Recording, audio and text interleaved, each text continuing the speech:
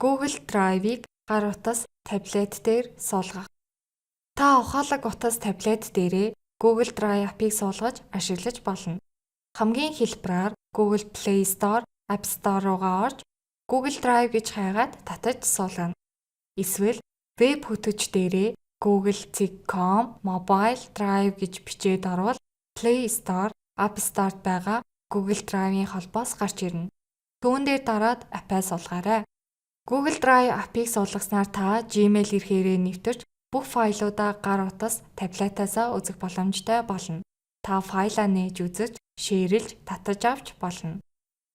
Мөн түүнчлэн Google Docs, Google Sheets апуудыг татаж авахыг зөвлөж байна.